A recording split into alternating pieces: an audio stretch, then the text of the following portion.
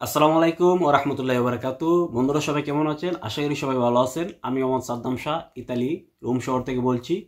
বরাবরের মতো আবারও আপনাদের মাঝে হাজির হলাম আরও একটি নতুন ভিডিও নিয়ে। গত কিছুদিন পূর্বে আমি একটি ভিডিও আপলোড করছি। সেই ভিডিওতে আমি আপনাদের সবাইকে বলেছিলাম যে 2025 সালের ফেব্রুয়ারি 12 তারিখে সিজনাল ভিসার বা এগ্রিকালচার ভিসার যারা আবেদন করছিলেন, আপনার রিসিভতা কখন পাবেন, রিসিভতা কিরকম দেখতে কিরকম থাকবে, রিসিভতা আপনারা কতদিনের ভিতরে পেতে পারেন, এই বিষয়ে কিন্তু আমি একটা ভিডিও অলরেডি আপলোড করছি। তো আজকে আমি আপনাদের সামনে কিছু কথা বলবো। সেই কথাগুলো আপনারা সবাই মনোযোগ সহকারে শুনবেন এবং সম্পূর্ণ ভিডিওটি দেখার চেষ্টা করবেন। ভিডিওটি শুরু করার আগে সবার কাছে রিকোয়েস্ট, যারা এখন পর্যন্ত আমার চ্যানেলটিকে সাবস্ক্রাইব করেন না অবশ্যই চ্যানেলটিকে সাবস্ক্রাইব করে দিবেন, আর যারা ফেসবুক পেজ থেকে দেখতেছেন অবশ্যই ফেসবুক পেজটাকে ফলো করে দিবেন।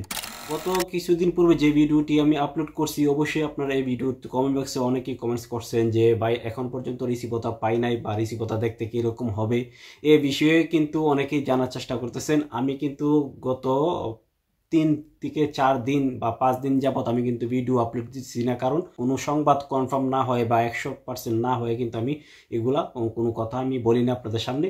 এটা আপনাদের সবাই জেনে রাখবেন। তো কথা হচ্ছে, যারা এখন পর্যন্ত রিসিভতা পান নাই, অনেকে কিন্তু রিসিভতা পাইছে, অনেক জায়গায় কিন্তু রিসিভতা হয়েছে, কিন্তু আমি রুম শহরে থাকি। রুম শহরের ভিতরে যারা আবেদন হয়েছিল তাদের কিন্তু এখনো রিসিভতা হাতে পাই নাই। আর হ্যাঁ, রিসিভতা কিন্তু যারা পাইছে অনেকে কিন্তু পাইছে। খবরটা কিন্তু আমি 2 থেকে 3 দিনের ভিতরে কিন্তু এই খবরটা আমি সংগ্রহ করছি। যারা যারা আবেদন করছেন, যারা 12 তারিখে আবেদন করছিলেন, 5 তারিখে যারা আবেদন করছিলেন স্পন্সরের, এবং 7 তারিখে যারা ডোমেস্টিক ভিসার আবেদন করছিলেন, অনেকে কিন্তু রিসিভতা পাইছে, আর অনেকে কিন্তু রিসিভতা এখনো পায় নাই। অনেক জায়গায় কিন্তু সার্ভারের সমস্যা হয়েছে, কারণ সার্ভারের ভিতরে কিন্তু অনেকে ঢুকছে। সাপোজ আমি আপনাদেরকে বলি, আমি যে এজেন্সির মাধ্যমে আসছি, ইতালির যে কাফ অফিস আছে, সেই কাফ অফিসের মাধ্যমে কিন্তু আমি ইতালিতে আসছি। এই কাফ অফিসে কিন্তু 2-3 দিন যাবত আমি তাদের কাছে যাতায়াত করতেছি, তাদের খবরাখবর যে আপনাদের যে খবরাখবর সবগুলা সংগ্রহ করার জন্য।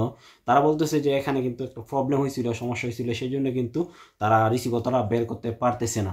তো অনেক জায়গায় কিন্তু আমি যেটা জানতে পারছি, অনেক জায়গায় কিন্তু রিসিভতা অনেকে পাইছে। রিসিভতা পাইছে আপনার 33 কেবি। আমি আপনাদের কাছে আগে বলছি যে যেগুলো রিসিভতা থাকবে সেই রিসিভতা আপনার 33 কেবি পিডিএফ ফাইল সবাই পাবেন। তো আশা করি অনেকে পাইছে বা অনেকে সামনে আশা রাখেন সামনে পাবেন। বা আরেকটা ভিডিও আমি আপলোড করছি, সেই ভিডিওতে আমি ক্লিয়ারলি আপনাদেরকে বলে দিচ্ছি যে অনেকে রিসিভতা দিবে না, না দিয়ে সরাসরি বাংলাদেশ এম্বাসি, যে ইতালি এম্বাসি আছে, সেই এম্বাসির মধ্যে কিন্তু তারা সরাসরি নুরস্ত উঠে যাবে। এই বিষয়টা কিন্তু আমি আগের ভিডিওতে আমি ক্লিয়ার করে বলে গেছি।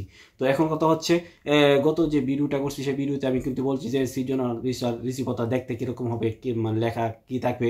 দেখেন 2022 সালে যখন আমি আসছিলাম, তখন কিন্তু আমার রিসিভতার মধ্যে লেখা ছিল মদুলু সি। আমি আবারও বলি, মদুলু সি, ঠিক আছে। কৃষিকাজ বা এগ্রিকালচার সিজনাল ভিসার যে রিসিভতারা, সেই রিসিভতার মধ্যে মডুলু সি লেখা ছিল। তারপরে কিন্তু তারা আপডেট, দেশের সরকার যে আপডেট নিয়ে নিছে, মানে 2023 সাল থেকে 24 সালে, 23-24 এবং সর্বশেষ 25 সালে কিন্তু তারা আপডেট করছে। সেই আপডেটটা হচ্ছে আপনার সিজনাল ভিসার ক্যাটাগরির মধ্যে লেখা থাকবে রিসিভতার মধ্যে। সবসময় আপনারা খেয়াল রাখবেন, রিসিভতার মধ্যে লেখা থাকবে মধু সরি সি চি সি স্টেজ, ঠিক আছে, সি স্টেজ লেখা থাকবে প্রত্যেকটা রিসিভতার মধ্যে।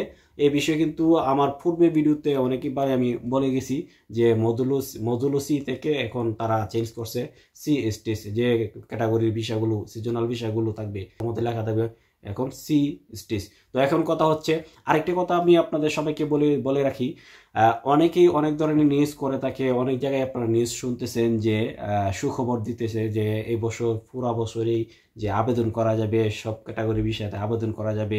বিশ্বের 33 দেশ থেকে বাংলাদেশও আছে, বাংলাদেশের লোকেরা এরকম যেরকমভাবে সিস্টেমভাবে আবেদন করছেন আপনারা এইভাবে আবেদন করা যাবে।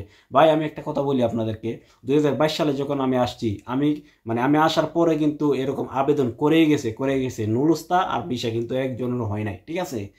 যে তারা যে সার্কুলারগুলা দেয়, যে ক্লিক ডেট তারা করে, সে ক্লিক ডেটে যদি সঠিকভাবে আপনার সকাল 9টা বাজার 5 মিনিট বা 5 মিনিটের ভিতরে যাদের আবেদনটা হয়, আগে প্রথম যাদের আবেদনটা হয়, তাদের কিন্তু রিসিভতারা বা তাদের কিন্তু নুরুস্তা উঠে, ঠিক আছে, তাদের ভিসা হওয়া সম্ভাবনা সর্বোচ্চ বেশি থাকে।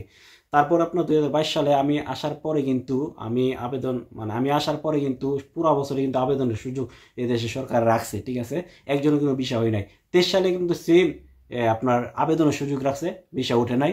24 সালে কিন্তু সেই আবেদনের সুযোগ আছে, কিন্তু ভিসা ওঠে নাই, ঠিক আছে। তো এবছরও কিন্তু 2025 সালে 7 তারিখ, 5 তারিখ, 7 তারিখ এবং 12 তারিখ তিনটা মানে 3 দিন কিন্তু ক্লিক ডে ছিল। এই 3 দিনে কিন্তু সিজনাল, নন সিজনাল এবং ডোমেস্টিক খাতে যারা আবেদন করছেন, আপনারা যারা রিসিভ ভাতা পান নাই, রিসিভ ভাতা পাবেন সামনে, এবং যারা রিসিভ ভাতা পাইছেন অবশ্যই ধৈর্য ধরেন, আপনার নুস্তারা উঠবে, ঠিক আছে।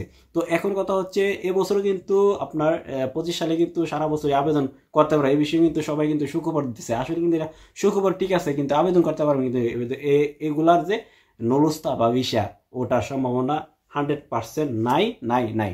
তো আশা করি সবাই বুঝতে পারছেন। তো ভিডিওটি যদি ভালো লাগে তাহলে অবশ্যই চ্যানেলটিকে সাবস্ক্রাইব করে দিবেন, আর যারা সাবস্ক্রাইব করেছেন এবং পেজটাকে ফলো করছেন অবশ্যই সবাইকে ধন্যবাদ। বিভিন্ন ধরনের নিউজ যদি আমি অবশ্যই পাই, অবশ্যই আমার চ্যানেলে আপনারা সবাই দেখতে পাবেন। আশা করি সবাই বুঝতে পারছেন।